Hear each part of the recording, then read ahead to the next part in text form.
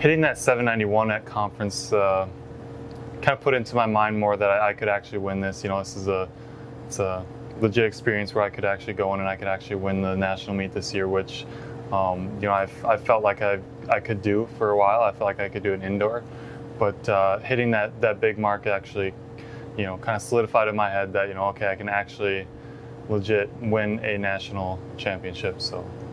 And you took third at indoor. Yep. And that put into your head, okay, top three, standing on the podium, this feels pretty good.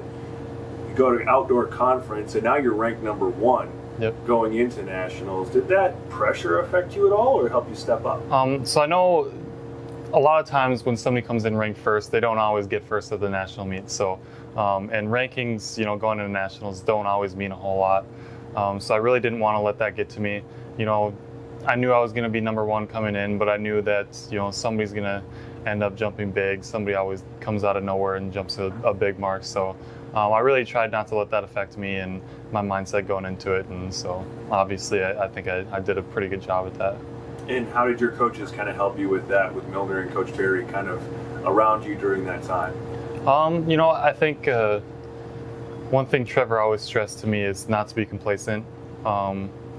Hitting almost 26 feet at conference, he was just worried that maybe I would take that and feel like, okay, I'm kind of peaked at that. But he just really stressed to me that I have more in the tank. I could do a lot more, and so I think just having the mentality that I could get over 8 meters now, I think that really helped me a lot.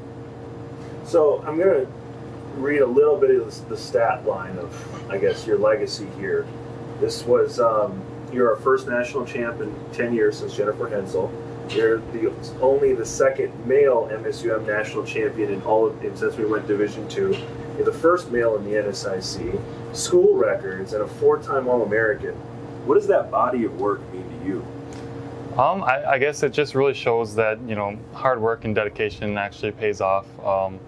I feel like I've taken my time here pretty seriously, and like I said, I've worked really hard, and I think this is something I've been trying to build up to for a long time. So, being able to finish off as a national champion is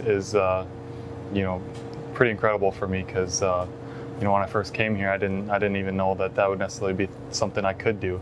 I just wanted to make the national meet. So, being a national champion and hearing that 4-time All-American, it feels pretty good. So I guess the question that Doug asked you at nationals was, what does being a Dragon mean to you? Have you thought about that at all now that your track career is over and you're graduated and you're off to the new world and figuring out what's next? Yeah, so I guess it's something that really hasn't set in fully yet, that I'm done as a Dragon here, but like I said earlier in my other interview, that this has been the best experience of my life. I wouldn't take any of it back. Like I said, there's been a lot of ups and downs, but to end my career as a national champion and to see my teammate also get All-American this year, I mean, it's been a pretty cool experience, and I just hope that my teammates can do well in the next few years, and hopefully I've represented the Dragons good, and I guess that's about it. And one thing I think that is easy to see from the body of work is setting a new standard for Dragon track and field, especially in the long jump category, and just the way you conduct yourself as well. What does it mean to you to kind of set the new high mark, the new what's possible for Dragon track and field in the new era?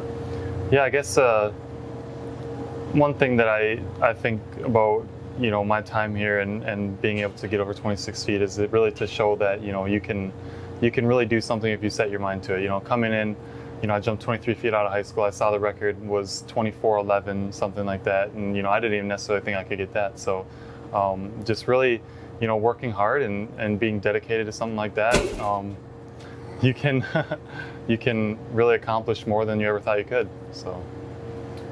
And I guess what's next? What's next for you? Well, I'd like to keep training. I'm gonna, I have a good coach now. Trevor's been awesome, so I'm definitely gonna take full advantage of that. I think right now my next step is looking towards the USA National Championships in June. I hit the qualifying mark for that, which was 795, so my 798 will qualify for me.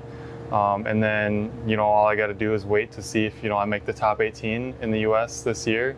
If I can do that, then I can get to that meet. Hopefully I can jump well there, maybe make a little bit of money there, and then, keep trying to find some other meets, maybe get overseas and compete at a few meets overseas, and, just take it as it comes, I guess.